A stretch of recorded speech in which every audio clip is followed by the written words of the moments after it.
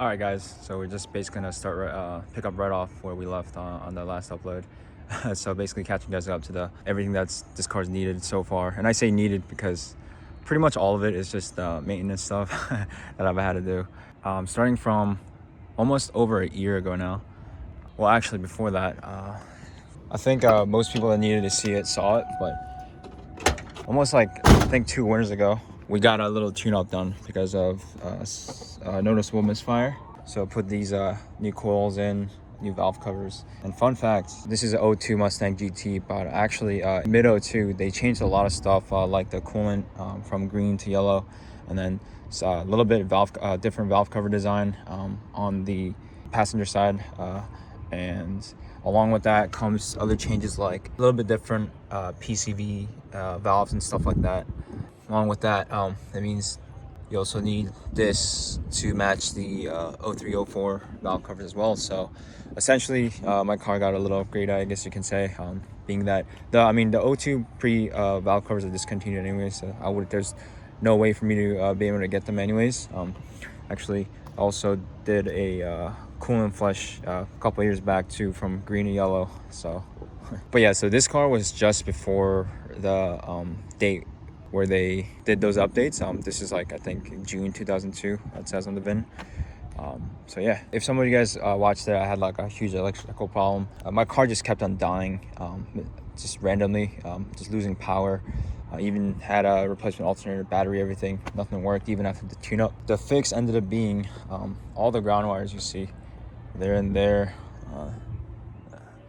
Once I loosened them, opened them up on the other side, or heavily rusted. So after I sanded those real well, car ran brand new, none of those electrical issues, anything like that. No losing power. In fact, things actually improved. Like the dash lights were way brighter now, and I kind of understood why I was having that issue before. Yeah, so not long after that, I actually ended up finding out I had a leak in the rear diff. So I went to go get that fixed, along with like other things. My ball joint, I believe it was on the left side, for the longest time, was just squeaking from time to time, going over bumps and stuff like that. So finally got that done. Actually ended up getting both sides done.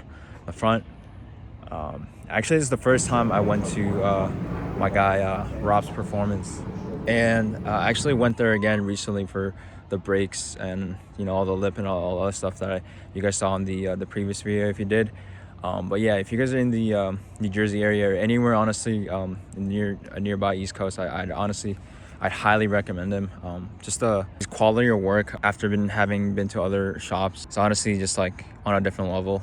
Just to give you an example, the oil filter gasket that we recently had done, actually after he had it done, it looked like he was like spraying water on it where the filter was in. I was wondering what he was doing at first, but I realized he was like checking for leaks to make sure the work he did was like all done proper, which I can tell you off the rip, any other shops that I went in the past would not have done that. Just would have fixed it and boom, that's that. Just to give you an idea. But yeah. Oh yeah, and also I ended up replacing the serpentine belt, which if some of you guys saw in the last video, I had a little rip, which I think happened because of the bigger replacement alternator from PA Performance. So yeah, I replaced that with Continental. But yeah, so when I got the rear diff leak fixed, actually I ended up being the pinion seal and nut to replace those. And at that time I actually also had the fuel pump replaced finally with the BBK 350 LPH fuel pump, which for this car very unnecessary. But I just had it for the longest time, just stored away. So, and it is an OE replacement, and actually works fine. So maybe if we do any feature upgrades, we know this car can take it. Yeah, along with that, obviously we put a new fuel filter. It's a K&N. But yeah, the fuel pump, I thought for the longest time was giving me trouble, but actually ended up not being the issue. The car, for some reason, from every now and then, every time I start it up, it just keeps cranking, and I have to like give it gas. So yeah, I wonder what that is, but it's not really something big enough for me to like be super worried about it right now. Especially, I know the car's running good as new right now. Just about had everything that you needed, you would think about having to replace on these cars done. So at least on my words for sure. But yeah, so not shortly after, want to a Ford dealership actually, and got fuel injector cleaning done. Judging on the condition of this car, was previously in before I had it, with all the dirt and rusted up old parts that were on it. I thought it wasn't a bad idea to get it done, especially with the new fuel pump and filter and all that. Everything we had done this car, all the new parts that we got, thought it wouldn't hurt. So got that done. Only reason I went to a Ford dealership, honestly, was because they just had the best prices, honestly. But yeah, nothing like getting that invoice from Ford dealer. Despite the fact that these have been long out of production, and the fact that you'll probably get just as good, if not better, quality work done going to like a non-Ford dealer shop, service center, whatnot. But yeah, soon after that, I actually finally got a proper caster camber alignment. Some of you guys may know, I have the Maxim Motorsports caster camber plates.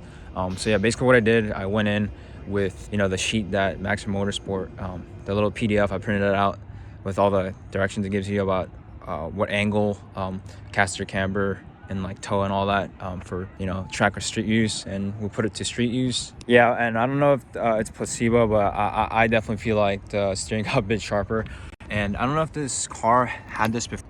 We accidentally cut the video off there, but I don't know if this car had this before, but on the side it has a slight negative camber, which I love. I mean, kind of makes it seem like now I could use maybe a bit of spacers. But yeah, this is how the plates look now. So you can see the top one is shifted to the left, which will give it the negative camber, and the bottom one, I believe it's caster, lean backwards, which pushes the wheel forward. Obviously respective lead for the other side. And I believe, actually, I forgot, I think it was caster or toe or something like that. After I had it done, I realized on the sheet that there were actually one more thing that I didn't highlight for them to have done. But yeah, I wonder if that would have made a big of a difference, or if the alignment shop needed to adjust those or whatnot. But I mean, yeah, it handles good as is. So next time maybe I get an alignment, I'll definitely be pointing that out as well. But yeah, moving on, actually during the time when I had the whole electrical issue thing, I noticed I had a missing ground wire that goes from the chassis to the motor mount bolts, and I put that in, and quite some time after, just seeing how it's doing under there, I realized the way I put it was I kind of wasn't satisfied how it was sitting. So I actually went under the car, had that all redone. And actually while I was doing it, I noticed just how I had it done the first time.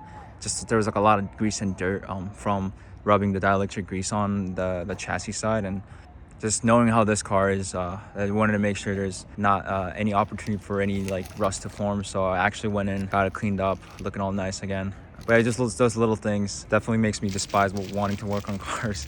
I remember even the first time I had to do it outside in the dead of winter without like no garage, and yeah, that was a pain. I remember my hands were just freezing. And the second time that I just reworked them, thankfully enough, I was inside a garage. It definitely was not fun going down there again. Mind you, with no lift. Yeah, just trying to get under there. Very tight for sure. Alright guys, my phone was about to die, so went back real quick. Went to go get a charger real quick. Gave the dog a meal.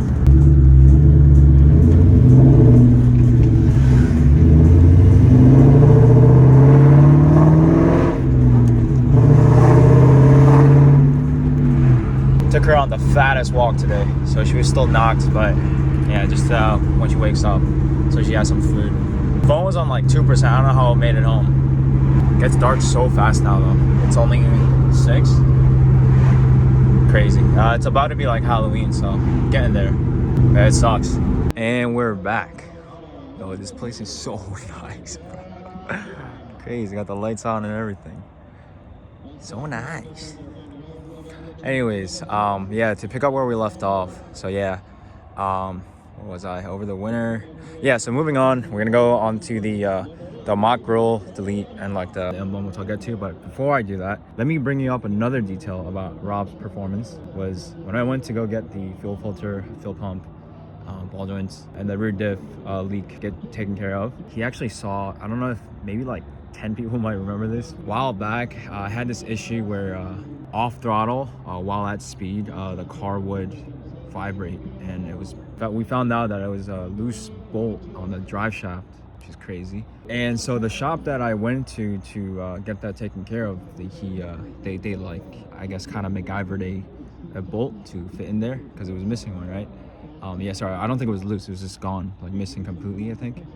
Therefore, the other ones came loose. I don't remember exactly. But anyways, when Rob saw that, you know, while he was doing his work on the rear diff, he actually just like put the correct drive shaft bolt that he must have had one in there. So now it doesn't have some random freaking bolt sitting in there. So yeah, just to give you another detail about Rob's performance and kind of the work you can expect when you go there. So definitely highly recommend. But yeah, let's get to the Mach 1 grill delete. And I want to bring this up because, so the Mach 1 grill delete, right, that's before the brakes and everything. You know, I try to do something nice for this car, and I'm telling you guys, like nothing is like one simple job. Well, let's show you what I mean by that. So as you guys know, the stock, you know, New Edge Mustangs have the honeycomb, right? So install this. Found out while taking this off. Actually, I recorded a video, I remember correctly, so I'll just let that run.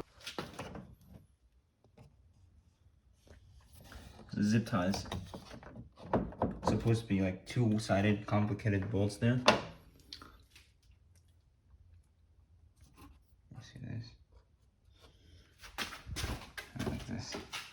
This is how it's supposed to be. Look at the one side. What is this? Some random ass thing.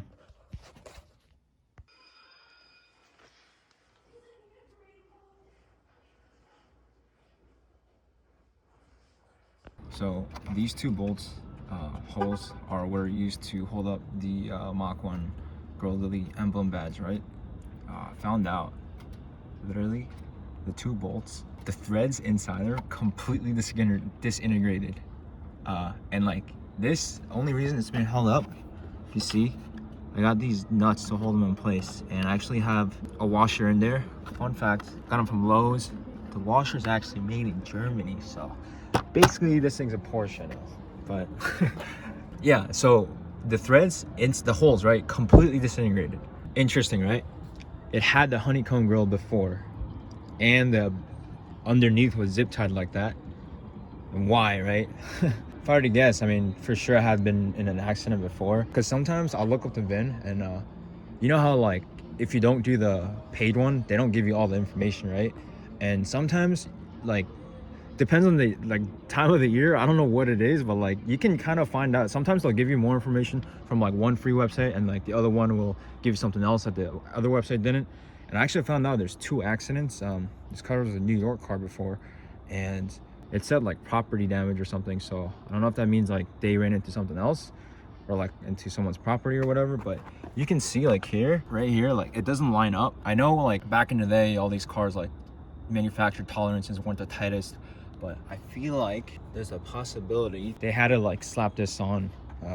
Someone, whoever like that happened to, kind of had like did like a shit job themselves, or have someone slap this back on. I guess you won't know that until we end up replacing the bumper one day or something like that. Not that I really have any plans for it like that anytime soon, but yeah. By the way, for these little bad boys over here, these nuts and bolts, I probably went back and forth to Lowe's like within a span of a week, like like 5, 6, 7 times, just to get like the correct ones that fit in there, like more or less pretty good. And yeah, I painted, it comes like metal, but I painted the outer part so it would kind of blend in, you know.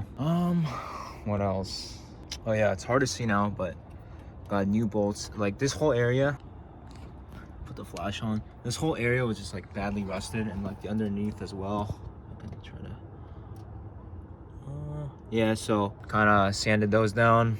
I sanded some of the stuff down here too, because like underneath you just can't see some rust in there. So just wanted to, I doubt I did that much improvement, but just like the ground wires situation. You know, if you think about the ground wire situation, that little bit of a difference made, you know, a huge impact on the car running versus not. So I did what I can.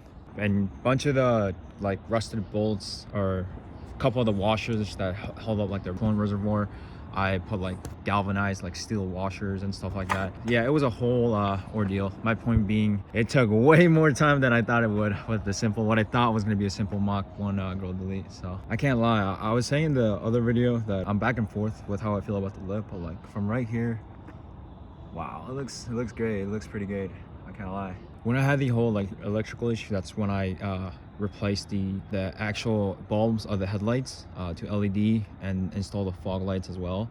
They're like actually yellow fogs with the lenses, so you get the yellow color both during the day with the lights off and at night. They're just some eBay ones, so they're more decorative than anything in my opinion, but those are a good replacement for now, for the time being, because the actual, if you want to get the fogs that are actually bright, pretty bright, and like you can significantly see a difference in the road, those are like, I believe like over $100. So yeah, anyways, about that, when I did the headlights, turns out I did not adjust them correctly at all. I was blinding everyone, and I was wondering why I was getting the high beams from people, and actually it took me like I think 2 or 3 more times after that to actually get them like perfectly now. So yeah, no more complaints from other people on the road. Let me go close the hood real quick. Oh yeah, that reminds me, I sprayed the hood prop since there was kind of a problem with the rust, and did a shit job respraying there as well.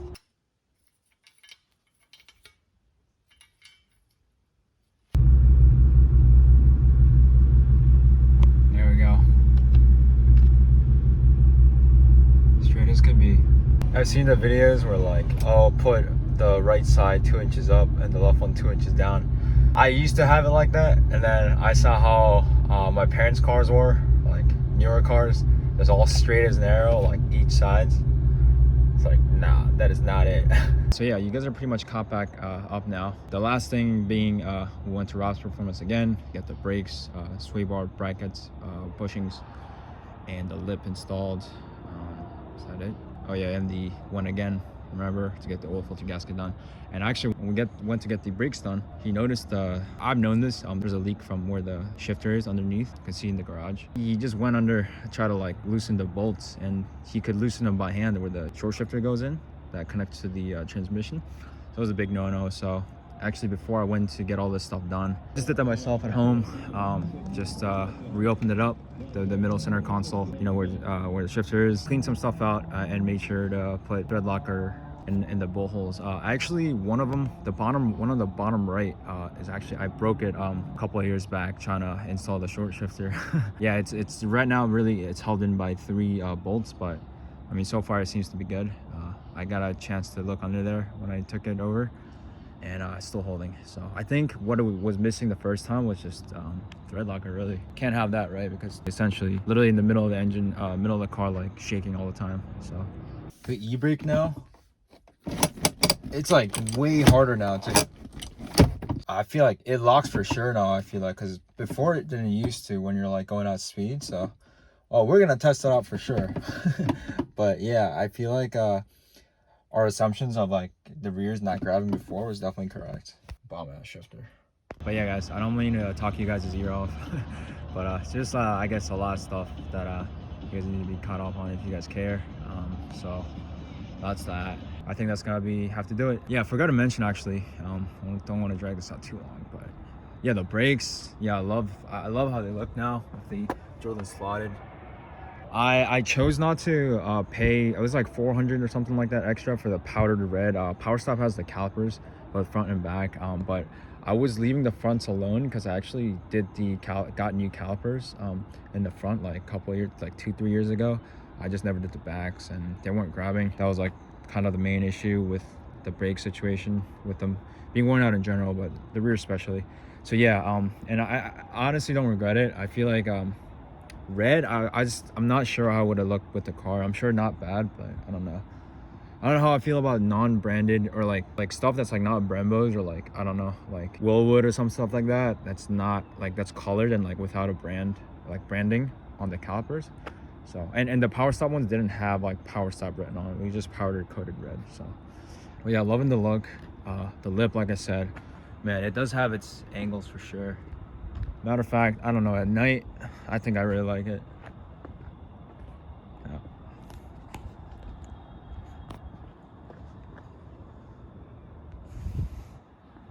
Yeah, anyways, guys, that's gonna have to be it for this video. Catch you guys on the next one.